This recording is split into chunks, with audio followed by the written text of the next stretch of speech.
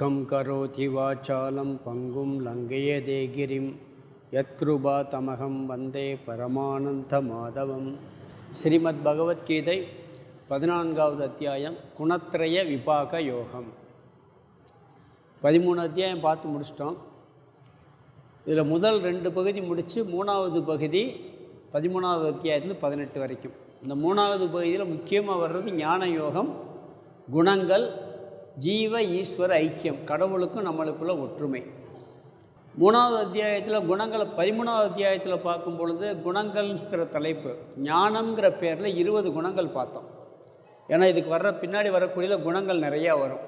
இதில் 13லேருந்து 18 வரைக்கும். அப்போ 13வது அத்தியாயத்தில் ஞானம்ங்கிற தலைப்பில் ஒரு 20 பண்புகளை சொன்னார், 20 குணங்கள் சொன்னார். ஞானம், அதாவது ஞான யோகங்கிற தலைப்பில் பார்த்திங்கன்னா ஞேயம், அறியப்பட வேண்டியது எதுன்னா தத்துவம் தான் அறியப்பட வேண்டியது, ஜீவ தத்துவம், ஈஸ்வர தத்துவம். அங்கே ஐக்கியம் கூட மறைமுகமாக சொல்லப்பட்டது. 6 வார்த்தை பார்த்தோம். க்ஷேத்திரம், க்ஷேத்திரஜ்ஞன், புருஷன், பிரகிருதி, ஞானம், ஞேயம். க்ஷேத்திரம்னா உடம்பு, க்ஷேத்திரஜ்ஞன்னா உடம்புக்குள்ள இருக்க ஜீவ அந்த உணர்வு தத்துவம். அதேமாதிரி இந்த அகில பிரபஞ்சத்துக்கு பூரா பிரகிருதின்னு பேர். அதில் இருக்கக்கூடிய அந்த ஜீவ தத்துவம், உயிர் உணர்வு தத்துவத்துக்கு புருஷன்கிறது பேர். வெளியே பார்த்தா புருஷ தத்துவம்னு சொல்லி அந்த பேரில் இருக்குது. இங்கே பார்த்தா க்ஷேத்ரஜ்ஞன், இது க்ஷேத்திரம், அது பிரகிருதி. அது பஞ்சபூதம், வெளியே இருக்க பஞ்சபூதம் அந்த உடம்புல இருக்குது, 2 ஒன்று தான். வெளியே இருக்க பஞ்சபூதம் அந்த உடம்புல இருக்குது. வெளியே இருக்கக்கூடிய அந்த ஈஸ்வர தத்துவம், கடவுள் தத்துவம், பிரம்ம தத்துவம் சொல்லக்கூடிய அந்த தத்துவம் வந்து இங்கே க்ஷேத்ரஜ்ஞனா ஆத்மாவாக இருக்குது. இது 13வது அத்தியாயத்தில் பார்த்தோம். பிறகு இதெல்லாம் புரிஞ்சுக்கிறவங்க நல்ல பண்புகள் வேணும்னு சொல்லி 20 பண்புகளை பற்றி சொன்னார். ஞேயம்னா அறியப்பட வேண்டியது, இதுதான் அறியப்பட வேண்டிய விஷயம். உலகத்தில் அதை தெரிஞ்சுக்கணும், இதை தெரிஞ்சுக்கணும், நம்ம நிறைய முயற்சி பண்ணுறோம். உண்மையிலே தெரிஞ்சுக்கிற வேண்டியது என்னென்னா, நான் யார், கடவுள் யார், இந்த உலகம்னா என்ன, இந்த 3 தான் இது இருக்குது. ஒன்று நம்மளுக்கு வெளியே ஒன்று இருக்குது, இந்த உடம்புலேருந்து வெளியே எல்லாம் இருக்குது. இன்னும் நான் உள்ளுக்குள்ளே ஒரு ஆள் இருக்கேன். இதனுடைய உண்மை சொரூபம் என்னன்னு புரிஞ்சுக்கிறோம். அதே தான் வெளியே கடவுள். இன்னொன்று கடவுள்னு ஒருத்தர் இருக்காருன்னு சொல்கிறாங்க, பிரம்மம்னு இருக்குன்னு சொல்கிறாங்க. அது என்ன? டோட்டல் பஞ்சபூதமெல்லாம் சேர்ந்து இந்த பிரபஞ்சம் பூரா உருவாயிருக்கு. இதனுடைய தாத்பரியம் என்ன? இதுதான் எல்லாம் அடங்கிடும் இதுக்குள்ளே. இதை புரிஞ்சுக்கிட்டால் எல்லாம் புரிஞ்சிடும். இது ஞேயம், அறியப்பட வேண்டியது இந்த தத்துவம் தான். அது ஆத்மா அனாத்மான்னு சொல்லுவோம். உடம்பு உயிருங்கிறதுல உயிருக்கு ஆதாரமாக இருக்கக்கூடிய ஆத்ம தத்துவம்னு சொல்லுவோம். இன்னொன்று என்னன்னு சொன்னால் பிரம்மன் ஈஸ்வரன் சொல்லுவோம், பிரம்மன் மாயைன்னு சொல்லுவோம். பேர் தான் வேறு, அது பேர் வேறையாக இருக்க ஒழிய தத்துவம் ஒன்று தான். ஆத்மா அனாத்மா, ஆத்மா தான் பிரம்மனாக இருக்குது, அனாத்மா தான் மாயையாக இருக்குது. இங்கே க்ஷேத்திரன் க்ஷேத்ரஜ்ஞன்னு சொல்கிறார், புருஷன் பிரகிருதின்னு சொல்கிறார். அபராப்பிரகிருதி பராப்பிரகிருதி 7வது அத்தியாயத்தில் பார்த்தோம். எல்லாம் பார்த்திங்கன்னா பேர் வேறு, அடிப்படை தத்துவம் ஒன்று ஜட தத்துவம், ஒன்று உணர்வு தத்துவம். புரியுதா உங்களுக்கு? உள்ளுக்குள்ளே உணர்வுன்னு ஒன்று இருக்குது, அதுதான் ஆத்ம தத்துவம். பிறகு ஜடமாக இருக்குது, உடம்பெல்லாம் ஜடம்தான், மனசும் கூட ஜடம்தான். அந்த உணர்வு தத்துவம் மனசில் வெளிப்படுது, அவ்வளவுதான். அங்கே 20 பண்புகள் சொன்னார். இங்கே குணத்ரய விபாக யோகம் சொல்லி 3 குணங்களை சொல்கிறார். அங்கே 20 குணங்கள் சொன்னார், இங்கே 3 குணம் இருக்குது. அதை பற்றி விரிவாக பிரித்து ஆராய்கின்ற தலைப்பு குணத்ரயம். திரயம்னா 3. இந்த 3 குணங்களை பற்றி ஆராய்கின்ற தலைப்பு, பிரித்து ஆராயும் தலைப்பு. இந்த 3 குணங்களை பற்றி தெளிவாக தெரிஞ்சுக்கிட்டோம்னா அதை எப்படி பயன்படுத்தி அதனுடைய தன்மை என்ன எல்லாம் புரிஞ்சுக்கிட்டு அதிலிருந்து விடுபட்டு ஞானத்தை அடைவதற்கு வழியை சொல்லுது. இங்கே இந்த 3 குணங்களை அடிப்படையாக வச்சு இந்த அத்தியாயத்தில் இங்கே முகவுரையாக நாம் சில கருத்துக்கள் பார்க்க போகிறோம். பகவானே முகவுரையாக சில கருத்துக்கள் சொல்கிறார் இங்கே. அதை பார்த்த பிறகு 3 குணங்களை பற்றிய கருத்துக்கள் வருது விரிவாக. அந்த 3 குணங்களை எப்படி பிரித்து பார்க்க போகிறோம்னா, குணம்னா என்ன, குணத்தினுடைய லட்சணம் என்ன, இந்த 3 குணத்தினுடைய லட்சணம் என்ன.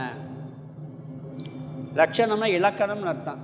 லட்சணம் தெரியாதான்னு சொல்லுவாங்க, அப்படி அர்த்தம் இல்லை. என்ன சில பேர் சொல்கிறோம் லட்சணம் தெரியாதா, இங்கே லட்சணம்னா இலக்கணம்னு அர்த்தம். பிறகு அந்த குணங்கள் எப்படி நம்மளை எல்லாம் பந்தப்படுத்துகின்ற தன்மையோடு இருக்கிறது, நம்மளை அடிமைப்படுத்துகிறது அந்த குணங்கள், அதை பற்றி விரிவாக சொல்லப்பட்டிருக்கு. ரெண்டாவது, குணங்களின் இலக்கணம் என்ன, அந்த குணங்களின் பந்தப்படுத்தக்கூடிய தன்மை எவ்விதம் அமைந்துள்ளது, இது ரெண்டாவது. மூணாவது, அது நம் மீது எப்படி ஆதிக்கம் செலுத்துகின்றது, அந்த ஆதிக்கத்திலிருந்து நாம் எப்படி தப்பித்து வெளியே வருவது, இது மூணாவது. குணங்களை பற்றி ஆராயும்போது லட்சணம் என்ன, அது எப்படி நம்ம பந்தப்படுத்தும் தன்மையுடையதாக இருக்குது, அது எப்படி நம்மளை ஆதிக்க செலுத்துறது, அந்த ஆதிக்கத்திலிருந்து நாம் எப்படி விடுபடுவது. நாலாவது, எந்த குணம் யார்கிட்ட இருக்குன்னு, நம்மகிட்ட ஒரு குணம் இருக்குது, அந்த குணத்தை எப்படி கண்டுபிடிக்கிறது, அடையாளம் என்ன, லிங்கம், அந்த குணத்தினுடைய அடையாளம் என்ன. இந்த லட்சணமும் அடையாளம் கிட்டத்தட்ட ஒன்றா வரும், கொஞ்சம் வித்தியாசம் இருக்கும். அது வெளிப்பட்ட அடையாளம், வெளிப்படையெல்லாம் உள்ளே இருக்கும். அந்த லிங்கம் என்ன. அப்புறம் எந்த குணத்தை உடையவன் இறந்த பின்பு என்ன கதியை அடைகிறான். இப்போ 3 குணம் இருக்குது, சத்துவகுணம், ரஜோகுணம், தமோகுணம். எந்த குணத்தில் பிரதானமாக ஒருத்தன் இருந்து மரணம் அடைகிறானோ அவன் என்ன நிலையை அடைவான், இறந்த பிறகு எந்த லோகத்துக்கு போவான், என்ன பிறவியை அடைவான்னு ஒரு பலன் சொல்லுது. பிறகு இங்கேயே 3 குணங்களையும் கடந்துட்டா, இல்லை 3 குணத்தில் இருக்கும்போது இந்த உலகத்தில் என்ன பலன் கிடைக்கும், இதை பற்றியெல்லாம் அந்த அத்தியாயத்தில் விரிவாக சொல்லுது. பிறகு ஞான யோகம், இந்த 3 குணங்களின் வழியாக 3 குணங்களை கடந்து ஞான யோகத்தை அடைதல், ஞான யோக பிரவேசம் பண்ணி தத்துவத்தை புரிந்து கொள்ளுதல் எப்படி. பிறகு இந்த குணங்களை கடந்து ஞானத்தை அடைந்தவன் எப்படி இருப்பான், அவனுடைய லட்சணம் என்ன, ஞானியின் லட்சணம் 2வது அத்தியாயத்திலையும் பார்த்தோம். நம்ம 2வது அத்தியாயத்தில் ஸ்திதப்பிரக்க லட்சணம்னு பார்த்தோம், ஞானியின் லட்சணம்னு சொல்லி. இங்கே குணாதீத லட்சணம்ங்கிறார், குணங்களை கடந்தவனுடைய லட்சணம் என்ன. இவ்வளவு கருத்துக்கள் இந்த அத்தியாயத்தில் இருக்குது. முதல்ல 3 குணம், அது முகவரியாக சில கருத்து சொல்கிறாரு. குணத்தை 6 வகையாக பிரித்து சொல்கிறாரு. அந்த குணத்தினுடைய அதான் அந்த குணங்களை கடந்து நிர்குண பிரம்மனை அடைவதற்கான ஞான யோகத்தை பற்றி சொல்கிறாரு. குணங்களை கடந்தவனுடைய லட்சணம் என்னன்னு சொல்கிறார். இதில் என்ன பார்க்கணும்னு சொன்னால், நம்ம ஏற்கனவே பார்த்தோம் 13வது அத்தியாயத்தில் முகவரியாக சில கருத்துக்கள் பார்க்கும் பொழுது சேத்திரன், சேத்திரஜன், பிரகிருதி, புருஷன்லாம் பார்த்தோம். இதில் பிரம்மனையும் மாயையும், சேத்திரம்னு பிரகிருதின்னு சொன்னால் மாயா தத்துவம், புருஷன்னா பிரம்ம தத்துவம், இது ரெண்டையும் பிரித்து புரிந்து கொள்ள வேண்டும் அப்படிங்கிற கருத்து நம்ம 13வது அத்தியாயத்தில் பார்த்தோம். பிரகிருதி அப்படிங்கிறது மாயை, புருஷன்கிறது பிரம்ம தத்துவம், இந்த ரெண்டையும் பிரித்து புரிஞ்சுக்கிறோம்னு சொல்லி, இந்த பிரகிருதி புருஷன் அப்படிங்கிற 2 தத்துவம் இருக்குது. இந்த மாயை இருக்குது, பிரம்மன் ஒரு தத்துவம் இருக்குது. நம்மகிட்ட ஆத்மான் இருக்குது, அனாத்மான் இருக்குது. அனாத்மா தெரியுது, உடம்பெல்லாம் தெரியுது எல்லாத்துக்கும், ஆனால் ஆத்மா தெரியுதா, தெரியலை. அதே மாதிரி இந்த பிரகிருதி பிரபஞ்சம் தெரியுது, பிரம்மன் தெரியலை. இப்படி ஆத்ம தத்துவத்தையும் பிரம்மனையும் மறைத்திருப்பது மாயை. அந்த மாயையில் 3 குணம் இருக்குது. மாயினுடைய சொரூபம் என்னென்னா 3 குணங்கள் இருக்கிறது. சத்துவகுணம், ரஜோகுணம், தமோகுணம். மாயையினுடைய தன்மை என்ன, முக்குணம் மயமானது மாயை. மாயையினால என்ன அர்த்தம், அதில் 3 குணம் இருக்குது. சத்துவகுணம் இருக்குது, ரஜோகுணம் இருக்குது, தமோகுணம் இருக்குது. இந்த 3 குணங்களால் பிரம்ம தத்துவத்தை மாயை மறைத்திருக்கின்றது. மாயை மறைச்சு மூடி இருக்கு. 3 திரைன்னு வச்சுக்கோங்க. இப்போ உள்ள ஒரு சாமி விக்கிரகம் இருக்குது, உள்ள லைட்டெல்லாம் போட்டிருக்கு, 3 திரை போட்டு மூடி இருக்கு. வெளியே கருப்பு திரை, அதுக்கடுத்து ஒரு சிவப்பு திரை, அதுக்கடுத்து ஒரு வெள்ளை திரை. இந்த கருப்பு திரை இருக்கிற வரைக்கும் உள்ளே என்ன இருக்குன்னே தெரியவே தெரியாது, ரொம்ப இருட்டாக தெரியும். கருப்பு திரையில் லேசாக நகட்டோன்னு சிவப்பு திரை தெரியும், கொஞ்சம் ஏதோ வெளிச்சம் லைட்டாக தெரியும். சிவப்பு திரை வெள்ளைத்திரை கொஞ்சம் லேசாக அந்த வருவமுள்ள வெள்ளைத்திரை எடுத்தாச்சுன்னா தெரியும். கருப்பு திரை தமோ குணம், சிவப்பு திரை ரஜோ குணம், வெள்ளைத்திரை ரஜோ குணம், சாத்விக குணம். இந்த 3ஐயும் எடுத்தாத்தான் பிரம்ம தத்துவம் தெரியும். 3ஐயும் கடந்த நிலை. 3லேருந்து உண்மையிலே வெளியே வர முடியாது. அறிவுனால 3 சத்துவ குணத்துக்கு போய் வெள்ளைத்திரைக்கு போய் அதை நம்ம பார்க்க முடியும், பிரம்ம தத்துவத்தை அறிய முடியும். மாயையிலிருந்து விடுபட, மாயையிலிருந்து விலகி இருந்தாலும் ஆராய முடியாது. மாயைக்குள்ளது இருந்தாகணும். கரையை கடக்கணும்னு சொன்னால் இப்போ நாம் எல்லாம் மாயையில் இருக்குது. உடல் உள்ளமெல்லாம் எதில் இருக்குது? மாயையில் இருக்குது. அதை விட்டு ஸ்தூலமாக விலகி போய் தனியாக நின்றுலாம் ஆராய்ச்சியெல்லாம் பண்ண முடியாது. அதுக்குள்ளே இருந்ததே நம்ம ஆராய்ச்சி பண்ண முடியும். கடலை பற்றி ஆராயணும்னா கடலுக்குள்ளே இறங்கி தான் ஆகணும். கடலை விட்டு வெளியே இருந்த ஆராய்ச்சியும் ஒன்றும் பண்ண முடியாது. கடலுக்குள்ளே இருந்தே கடலை ஆராய்ச்சி பண்ணணும். அதுக்கு முதல் நீந்துறதுக்கு தெரியணும். நீச்சல் தெரியாமல் கடலுக்குள்ளே இறங்க முடியுமா? அதனால் இந்த முக்குணமயமான கடல் நீரில் முதல் நீந்த கற்றுக்கிறணும். இந்த குணம் என்ன, அதுக்குள்ளே எப்படி நம்ம தப்பிச்சு வர்றது, எப்படி நீந்தி போகிறதுன்னு கற்றுக்கிறது. அதே ஞானம். இதை பற்றி அறிகிற ஞானம். அதாவது கடல்லையோ நீர்லையோ கடந்து ஒன்றா படகு, போட்டு, கப்பல் எல்லாம் போகலாம். என்ன போனால் நீச்சல் தெரிஞ்சால் பயப்படாமல் போகலாம். நீச்சல் கட்டாயம் வேணும். அது மாதிரி இந்த முக்குணத்தை பற்றி தெரிஞ்சுக்கிட்டால் முக்குணமயமான மாயையிலிருந்து, அதாவது நீச்சல் கற்றுக்கிறது மாதிரி முக்குணத்தை பற்றி கற்றுக்கிறது, கற்றுக்கிட்டு அதிலேருந்து விடுபடுவதற்கு நம்மளுக்கு வழியும் தெரியும். அதனால் முதல்ல என்ன பண்ணணும்? இந்த கற்றுக்கொள்ள வேண்டும். அதிலிருந்து அதை கற்றுக்கிற முடியும். விலகிருந்து கற்றுக்கிற முடியாது. கார் ஓட்ட பழகணும்னா, கார் ஓட்டுறதுக்கு எதில் உட்காந்து பழகணும்? காரில் உட்காந்து ஓட்டி பழகணும். ரோட்டில் தான் போகணும். ரோட்டில் கார் ஓட்டணும்னா, ரோட்டில் கார் ஓட்டி பழகணும். எங்கே இருக்கணும்? காரில் தான் ஏறணும், ரோட்டில் தான் போகணும். பழகிறது அதுலேருந்தே பழக முடியும். அது மாதிரி நாம் முக்குணத்தில் இருக்கோம். இருந்துக்கிட்டு அந்த முக்குணத்தை பற்றி தெளிவாக தெரிஞ்சுக்கிட்டால் நாம் அதிலிருந்து அறிவுபூர்வமாக வெளியேற முடியும். இந்த மாயை என்ற தத்துவம் எப்பொழுதுமே புரிஞ்சுங்க, தனியாக இயங்கவே இயங்காது. அது பிரம்மனை சார்ந்து தான் இயங்கும். அந்த மாயை பிரம்மனை சார்ந்திருக்கு, பிரம்மனோடு இருக்குது. அந்த மாயையிலேருந்து பிரம்மனை பார்க்கணும்னா என்ன பண்ணணும்? பிரம்மனை போகிறதுக்கு முன்னாடி இந்த மாயையே நம்மளுக்கு ஒரு இடைஞ்சல் மாதிரி தடுத்துக்கிட்டு இருக்கு. அப்போ என்ன பண்ணணும்? அதை அதை பற்றி தெளிவாக தெரிஞ்சுக்கிட்டு கொஞ்சம் விலகி இருக்க சொல்லி பிரம்மனை நம்ம அறிய முடியும். அது என்ன பண்ணுன்னா வரவிடாமல் தடுக்கவும் செய்யும். பிறகு கொஞ்சம் நேரங்களில் இப்போ ஒரு பெரியவர் இருக்கார், அவர்கிட்ட கூட 2-3 பேர் இருக்காங்க. நம்மளுக்கு இந்த கூட இருக்கிறவங்களால பிரச்சனை, கூட இருக்கவங்க மாயைன்னு வச்சுக்கங்களேன்.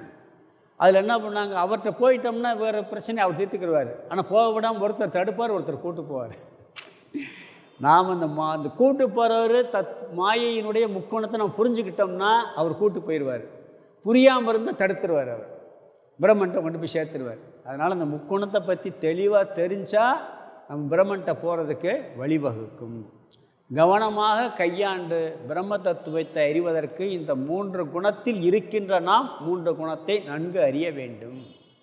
துக்கத்துக்கெல்லாம் காரணம் என்னன்னு சொன்னால், பொதுவாக சங்கம் சொல்லுவாங்க, சம்பந்தம். நாங்கள் ஒரு பொருளோட சம்பந்தம் வச்சு அதில் சுகமும் கிடைக்கும், துக்கமும் கிடைக்கும்.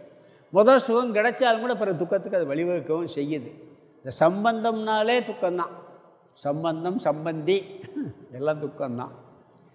இங்கே நாம் 3 குணங்களோடு சேர்ந்து சம்பந்தம் வைத்திருக்கின்றோம். அப்படி சம்பந்தம் வைத்திருந்தாலும் கூட அந்த சம்பந்தம் நம்மளை பாதிக்காமல் எப்படி விலகி இருப்பது? நிறைய சம்பந்திகள்கிட்ட தானே பிரச்சனையே வருது. கல்யாணம் பொண்ணு பார்த்து பொண்ணு கொடுக்கறது, பொண்ணு எடுக்கிறது, ரெண்டுலேயுமே ப்ராப்ளம் இருக்கும். கவனமாக கையாண்டால் தப்பிச்சுக்கிடலாம். இல்லாட்டி ப்ராப்ளமே அங்கேருந்து தப்பிக்கு விலகவும் முடியாது, சண்டை போடவும் முடியாது. அதில் சண்டை போட முடியுமா? சண்டை போட்டால் பொண்ணு வாழ்க்கை போகும், இல்லாட்டி பையன் வாழ்க்கை போகும். அப்படி தானே இருக்குது.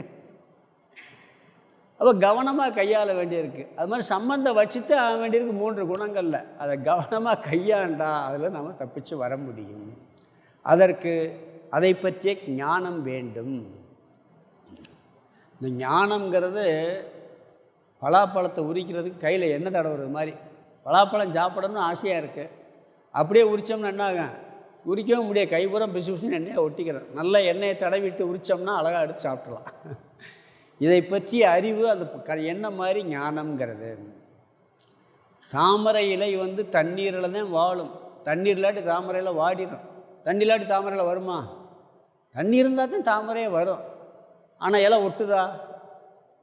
தண்ணி இருந்தால் தான் வருது, தண்ணியிலே இருக்குது, தண்ணிக்குள்ளே தான் வாழுது. தண்ணியிலாட்டி வாழவே முடியாது, ஆனால் ஒட்டாமல் வாழுது. அப்படி நாம் அந்த முக்குணத்தில் இருந்தாலும் இந்த மாயையில் இருந்தாலும் அதில் ஒட்டாமல் இருப்பது எப்படிங்கிற ஞானத்தை புரிந்து கொள்ள முடியும். பகவான் என்ன சொல்கிறாருன்னா, இங்கே நான் ஏற்கனவே இந்த மாதிரி விஷயங்களை அவங்க நிறையா சொல்லியிருக்கேன், திருப்பி சொல்ல போகிறேங்கிறார். ஏன்னா இந்த தத்துவம் வரப்போகுது எதுலேயும் ஒவ்வொரு ஆங்கிளில் சொல்கிறார். முக்குணங்களை கடந்த நிலை அப்படிங்கிற கொண்டு வர போகிறார். இங்கே அங்கே ஆத்மா அனாத்மாவை கடந்த நிலை, ஆத்மானாத்மாவை புரிந்து கொண்டவன் சொல்கிறாரு. இங்கே முக்குணங்களை புரிந்து கொண்டு அதை கடந்தவனுடைய நிலை அப்படிங்கிறார். மீண்டும் இந்த தத்துவ விஷயங்களை நான் உனக்கு சொல்லப் போகிறேன் இந்த அத்தியாயத்தை ஆரம்பிக்கிறார். ஏன்னு சொன்னால், இவ்வளவு நேரம் பேசிக்கிட்டே வர்றாரு, இன்னும் அர்ஜுனன் கேள்வி எடுத்துகிட்டே இருப்பான். 18ஆம் அத்தியாயம் வரைக்கும் கேள்வி, ஏன்னா புரியலை சரியா. எனக்கு கொஞ்சம் புரிஞ்ச மாதிரி இருக்கும், பிறகு சந்தேகம் வந்துடும். அது மாதிரி நம்மளுக்கு இருக்கும். அதனால் பகவான் என்ன சொல்கிறாருன்னா, இது எத்தனை இடம் கேட்டாலும் கூட புரிகிறது கஷ்டமாக இருக்குன்னா, மீண்டும் உனக்கு இதை நான் சொல்லப் போகிறேன் அப்படிங்கிறார். சேத்திரைக்கெல்லாம் படித்தாச்சு. அதில் 3 சேத்திரம்னா என்ன? இந்த உடம்பு பஞ்சபூதம்தான். சேத்திரைக்குன்னா உள்ளே வாழக்கூடிய ஆத்மா தான். எத்தனை தடவை சொன்னாலும் கூட இது நம்மளுக்கு புரிவதற்கு கஷ்டமாக இருப்பதால் இப்பொழுது நான் 3 குணங்களை மையமாக வைத்து இந்த தத்துவத்தை மீண்டும் உனக்கு விளக்குகின்றேன். எப்பயுமே ஒரு விஷயம் கடினமாக இருந்தால் திருப்பி திருப்பி சொல்லணும். இருக்கிறதுலே பெரிய பலன் கிடைக்குன்னா திருப்பி திருப்பி சொல்லணும். இதனுடைய பலன் மிகப்பெரிய பலன். மற்ற பலன்லாம் டெம்பரவரி. மற்ற ஒரு பொருளை அடையிறோம்னு வச்சுக்கங்களேன், அதில் ஒரு சந்தோஷம் கிடைக்கிதுன்னா டெம்பரவரியான சந்தோஷம். இப்போ நம்மளுக்கு ஒரு தேவை இருக்குது, ஒரு கார் வாங்கணும், நல்ல கார் வாங்கணும், காஸ்ட்லியான கார். அதில் நிறைய வெரைட்டிஸ் எல்லாம் போட்டிருக்கான், இவ்வளோவெல்லாம் இருந்து இவ்வளோ 50 இருக்குன்னு போட்டிருக்கான். இல்லை 2 வீலரே வாங்குகிறோம், அது கொஞ்சம் சிரமப்பட வேண்டியிருக்கு. ஆனால் வாங்கினோன்னு திருப்தி ஆகிப்போச்சு. எவ்வளோ நாள் இருக்கிற திருப்தி? 100 கார் இதை விட நல்ல மாடல் வர்றது வரைக்கும் வந்தாச்சுன்னா என்ன ஆகும்? இது ஓடி போயிடும். ஆனால் இதில் அடைகிற திருப்தி பெர்மனன்ட் திருப்தி, இருக்கிறதுலே உயர்ந்த பலன் அடையுது. அதனால் இதை திருப்பி திருப்பி இந்த கருத்தை சொல்ல வேண்டியது இருக்கிறது. அது மட்டுமல்ல, உலகத்தில் நீ எந்த அறிவு அடைந்தாலும் அது கீழான அறிவு தான். சயின்ஸில் கண்டுபிடிச்சிருக்காங்கன்னு வச்சுக்கலாம், அணு குண்டெல்லாம் கண்டுபிடிச்சிருக்கான், நியூக்ளியர் பாம்பு, அணு குண்டெல்லாம் சொல்லியிருக்கான், பெரிய சயின்டிஸ்ட்டு சொல்கிறான், நம்ம பாராட்டுறோம். விண்வெளியில் போய் அவ்வளோ ஆராய்ச்சி பண்ணுறாங்க, சந்திரனில் போய் காலை வச்சாச்சு. அதெல்லாம் அல்பமான அறிவாயிரும். இந்த அறிவோட கம்பேர் பண்ணால் இது சாதாரண பார்க்குறதுக்கு அப்படி தெரியுது. ஆனால் இந்த தத்துவத்தை பிரம்மனை தவிர எதுவும் இல்லை, அதனுடைய இருப்பில் இந்த பிரபஞ்சம் பூரா கற்பிக்கப்பட்டிருக்கிற தத்துவம் புரிஞ்சாச்சுன்னா உங்களுக்கு எவ்வளோ பெரிய சயின்டிஸ்ட்டை பார்த்தாலும் பெருசாக தோணாது. எவ்வளோ பெரிய அறிவு மேதைன்னு சொல்லாட்டானா இவன் தான் பெரிய மேதை. அப்படிப்பட்ட ஞானம், இருக்க ஞானத்திலே உயர்ந்த ஞானம் நீங்கள் நிறையா தடவை சொல்கிறார். இருப்பதிலே உயர்ந்த அறிவு எது? இந்த அறிவு தான். அதனால் இதை உனக்கு மீண்டும் நான் உனக்கு சொல்லுகின்றேன். அது மட்டுமல்ல, இதனுடைய பலனோ பெரிய பலன். ஏன்னா நீ எந்த அறிவு அடைஞ்சாலும் எதை அடைந்தாலும் மீண்டும் பிறப்பாய். இதை அடைந்து விட்டால் கட்டாயம் உனக்கு பிறப்பு இல்லைன்ட்டார் அவர். இந்த ஞானத்தை பெற்றாச்சுன்னா பிறப்பே இல்லை. சில பேர் சொல்லுவாங்க, இல்லை ஒரு பிரளயம் வந்துருச்சுன்னு வச்சுக்கோங்க, பிரளயத்தில் எல்லாத்துக்கும் மோட்சம் கிடச்சிடும், அப்புறம் எப்படி புதுசாக உயிரை உண்டாக்குவார் கடவுள்? அப்படி கிடையாது. பிரளயம் வந்தால் கூட தூக்க நிலைக்கு போயிடும். 1000 கல்ப வருஷம் இந்த உலக சிருஷ்டியே இருக்காதுங்கிறாங்க. 1000 கல்பனை எத்தனையோ கோடிக்கணக்கான வருஷம். அது அவ்வளவு கோடி வருஷம் தூக்கத்தில் இருப்போமா. நாம் ஒரு நாள் தூங்கி எந்திரிக்கிறோம், புரியுதுங்களா? இன்றைக்கி நைட்டு தூங்குகிறோம், காலையில் எந்திரிக்கிறோம். இதே மாதிரி ஒருத்தர் 10 வருஷம் ஹோமா ஸ்டேஜில் இருக்கான், அவன் என்ன சொல்லுவான்? தூங்கி எந்திரிச்ச மாதிரி இருக்குன்னு சொல்லுவான். அவனுக்கு 10 வருஷமாக தெரியுமா? இப்படி 1000 கல்ப வருஷம் தூக்க நிலையில் இருப்போம், மீண்டும் பறந்துடுவோம். தூக்க நிலைக்கு போயாச்சுன்னா ஒரு நாள்னாலும் சரி, 10 வருஷம்னாலும் சரி, ஒரு கல்பம்னாலும் சரி, 1000 கல்பம்னாலும் ஒரே அனுபவம் தான். தூங்கி எந்திரிச்சது மாதிரி இருக்குன்னு தானே சொல்கிறாங்க. இங்கே ஹோமா ஸ்டேஜ் போனவங்க 10 வருஷம் ஹோமா ஸ்டேஜ், ஒரு நினைவும் கிடையாதுன்னு என்ன சொல்கிறான்? தூங்கி எந்திரிச்சது மாதிரி இருக்குங்கிறான். அப்படி தானே சொல்கிறான் அவனுக்கு. அது மாதிரி எந்த பிரளயம் வந்தாலும் இந்த ஞானம் வந்தால் மீண்டும் பிறப்போம். உறங்குவது போலும் சாக்காடு, உறங்கி விழிப்பது போலும் பிறப்புன்ட்டார் திருவள்ளுவர் சொல்லியிருக்கார். இறந்தாச்சுன்னா கொஞ்ச நாளில் பிறக்கலாம், இல்லை கொஞ்சம் அந்த பிராரப்த கர்மத்துக்கு தகுந்த சூழ்நிலை வரைக்கும் பகவான் வெயிட் பண்ணுவார், உறக்க நிலையில் வச்சுருப்பார். இல்லை வேறு லோகத்துக்கு போகலாம், அதனுடைய தன்மை பகவானுக்கே தெரியாது. ஆனால் மீண்டும் கட்டாயம் பிறப்போம்.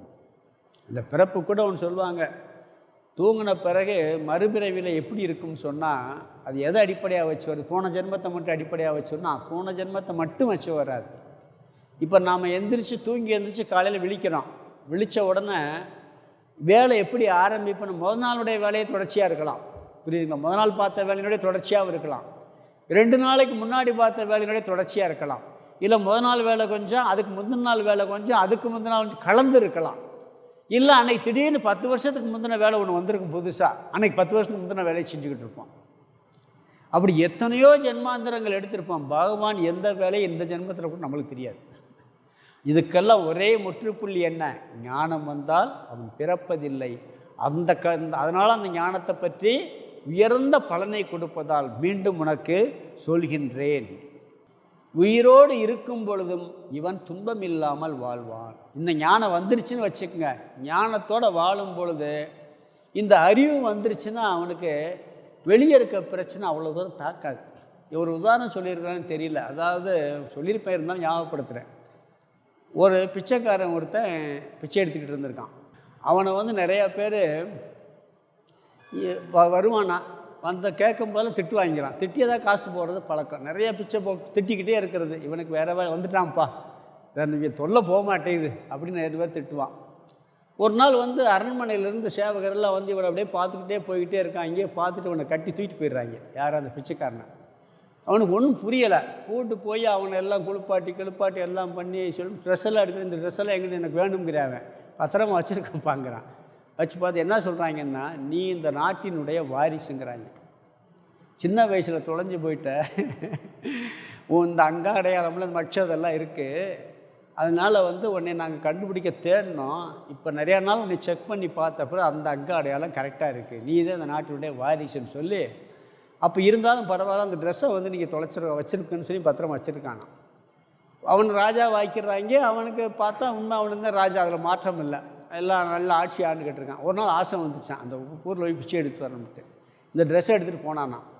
பிச்சை எடுக்கும் அதே மாதிரி வயிறாங்க எல்லோரும்.